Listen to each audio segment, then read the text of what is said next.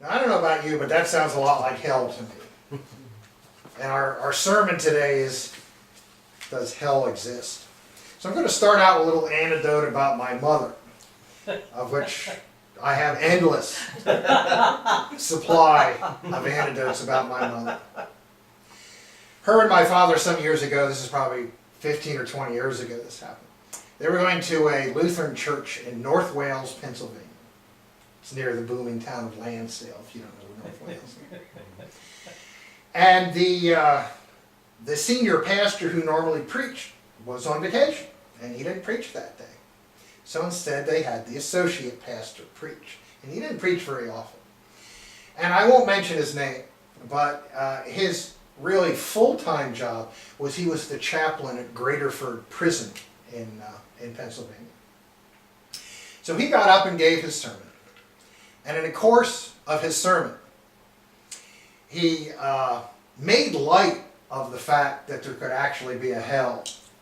He made light of the fact that there could actually be a devil.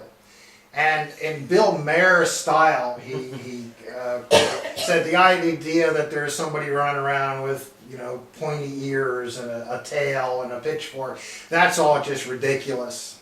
And of course, none of us actually believe hell or the devil actually exists. Well, as it turned out, this particular congregation of people at this Lutheran church in North Wales, pretty much all of them believe that hell existed, and pretty much all of them believe in the existence of the devil. My mother never recovered from that sermon, even though she lived another 15 or 20 years. And I continued to hear about it every time I went up at Christmas time, that this dastardly pastor had preached this horrifying sermon. And she couldn't even understand how a Christian minister could say things like that.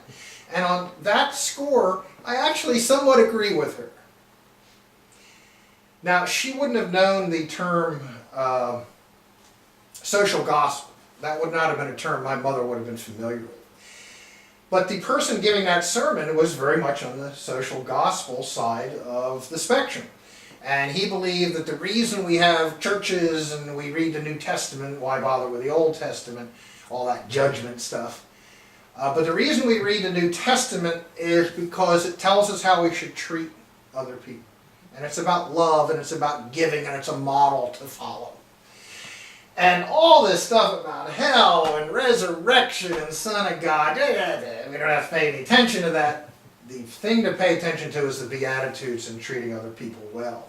Well, I'm all for treating other people well, and I'm all for the Beatitudes. But I don't think if you're a Christian, you can toss out all the rest of the stuff either. So let's get back to the specific topic. So does hell exist? What does the Bible say? Because sometimes the Bible's kind of ambiguous about stuff. Like, is Satan mentioned in the Old Testament? I don't know. We could have an argument about it. I don't know we'd come to a conclusion. But in my opinion, this is one of those topics. It's not especially ambiguous. At least in the New Testament, it's pretty clear. But let's start with the Old Testament. Well, if you're on the side that hell doesn't exist, the Old Testament's your place to go. Because there's hardly any references to hell as we understand it as Christians in the Old Testament. Instead, there's this shadowy thing called Sheol, which is mentioned 66 times in the Old Testament. 17 of them are in the Psalms. And you may say, well, Sheol, that's hell in the Old Testament. Well, not really. Because we're told in Job that it's a place appointed for all the living. Well, that means good and bad would both go to Sheol. It's referred to as a place of no return, a land of oblivion. In some places, it seems to be used as a synonym for death. So instead of my Uncle Elmo died when he was stealing a chicken and somebody shot him, it was my Uncle Elmo went to Sheol when he was shot stealing a chicken. But there's a couple places where we get a little glimmer of the New Testament understanding of the afterlife. Psalms 139:8 talks about the fact that God is still with people in Sheol. Well, Sheol's just oblivion. Well, how how's God still with you? The big one, Psalm 49:15, and actually says God can raise people from the grave. Wow. So that introduces that idea of resurrection. Another important one is the one that Deborah read a moment ago. And I'm just going to do the highlights. Daniel 12:2 says, multitudes who sleep in the dust of the earth will awake. Some to everlasting life. I would posit that's probably heaven. Others to shame and everlasting contempt. And I would posit that that's hell. Daniel 12:13 says, as for you, go your way till the end. You will rest, and then at the end of days you will rise to receive your allotted inheritance. In Christian terms, that would be heaven, or a life with God, or hell, or life without God. So moving to the New Testament. Oh, there's all kinds of references to hell in the New Testament. So if you're going to make your argument for the existence of hell based on the Bible, that's probably where you're going to want to start. And this is where I would have had my great debate with the chaplain of Graterford Prison had I been there that day. There's actually 3 different words that are sometimes translated in the New Testament as hell. The most important one is Hades, which means abode of the dead. It's kind of the Greek equivalent of Sheol. There's Gehenna, the Valley of Lamentation, or a place of burning. This is my personal favorite because just like the town in Pennsylvania, which is burning eternally because of the coal seam, the Gehenna Valley is where they used to dump their garbage in Jerusalem, and so the methane gas would form, and it would catch fire sometimes.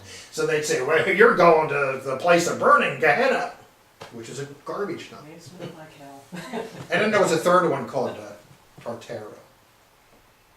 But there's all kinds of references in the New Testament to hell. Matthew 13 talks about the fiery furnace and the weeping and gnashing of teeth of people who are going to go to the fiery furnace. Also in Matthew, we're told that hell is the place where the condemned are sent for eternal punishment. That seems pretty clear to me. So either it's hell or it's an eternal Justin Bieber concert. I don't know which one, but it's got to be something. You snakes, you brood of vipers, how will you escape being condemned to hell? That's Christ saying that. Thessalonians talks about everlasting destruction and separation from God. He will punish those who do not know God and do not obey the gospel of our Lord Jesus. They will be punished with everlasting destruction and shut out from the presence of the Lord and from the majesty of his power. And Pope John Paul II used to talk about hell in terms of hell wasn't so much a place, but it was a mode of existence where you were separated from God from eternity. So that one would match up with John Paul II's view. 2 Peter 2:4, angels that sin are sent to gloomy dungeons in hell. For if God did not spare angels when they sinned, but sent them to hell, putting them into gloomy dungeons to be held for judgment. Gosh, all this resurrection and judgment day and heaven and hell, they all seem to be connected in Christian theology. That's amazing. Now moving into Revelation. Revelation 6:8 talks about the 4th horse of the apocalypse.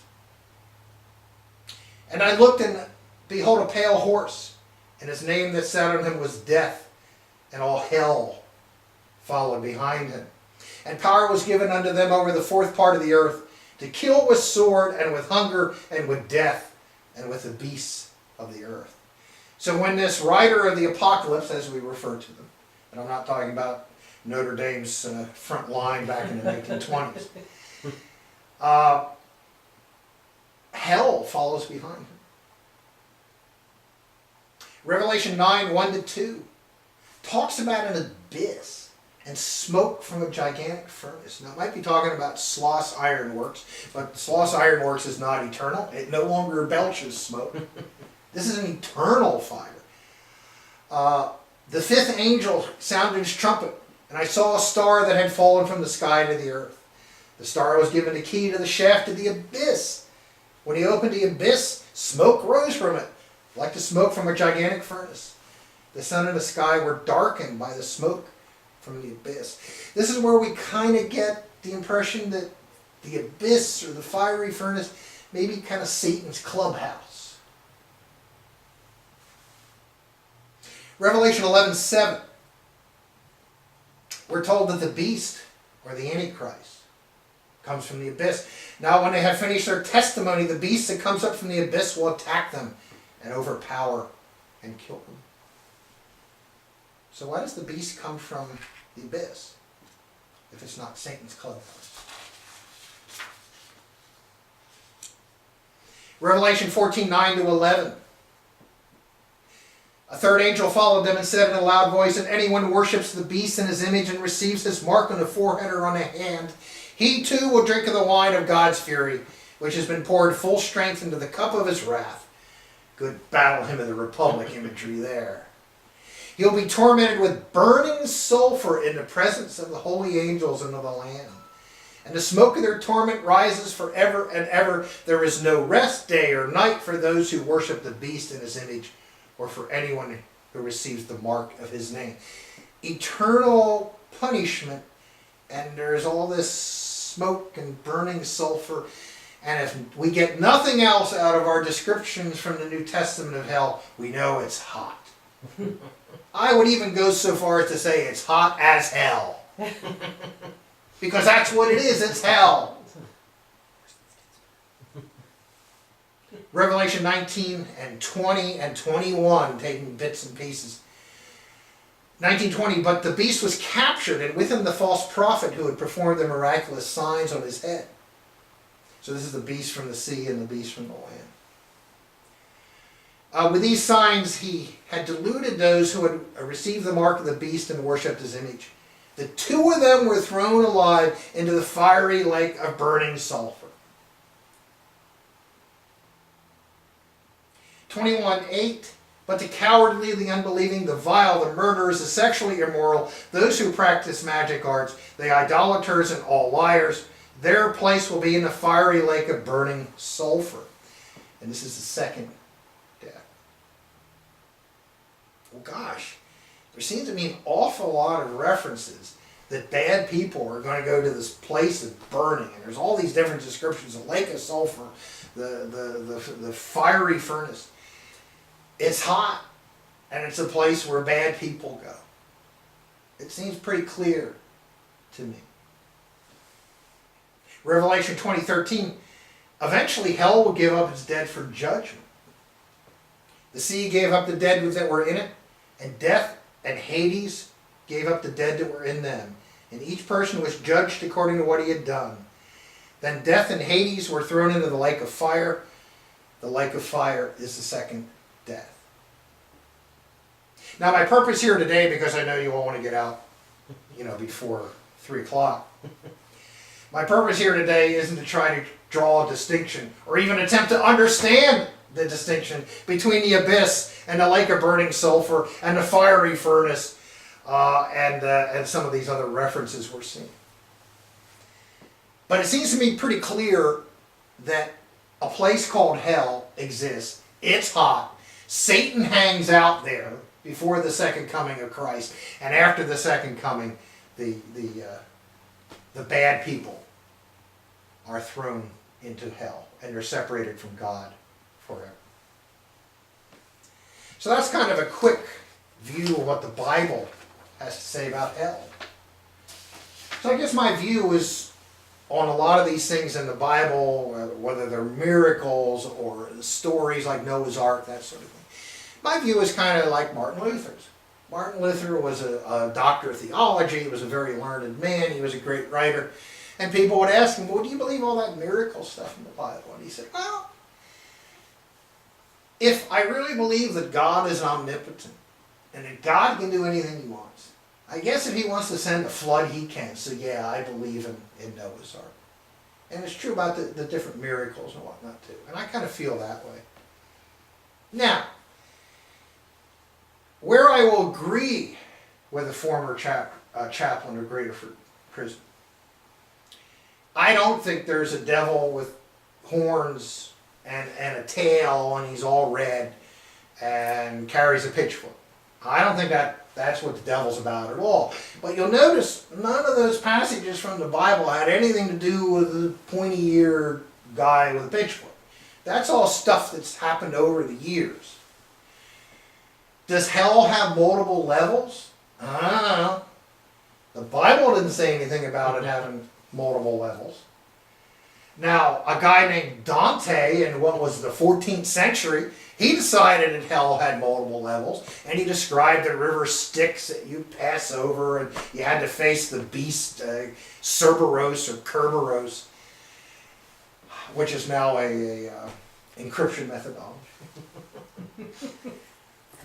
And all that stuff's cool. But when I'm talking about this hell exists, I'm not talking about Dante's vision of it. I'm not talking about some cartoon character with a tail. I'm talking about what it says in the Bible. And what the Bible tells us, in summation, I said it before, but we're told for somebody to walk away with your message, you got to say it 3 times, so this is the 3rd time that I'm saying it. Satan's clubhouse, it's hot and unpleasant. And after the second coming, when Judgment Day occurs, that's where all the unbelievers are going to be thrown. So does hell exist? Yeah. The hell that's described in the New Testament exists. Does Dante's Inferno exist? I don't know. But I feel pretty confident that the hell that exists in the New Testament exists.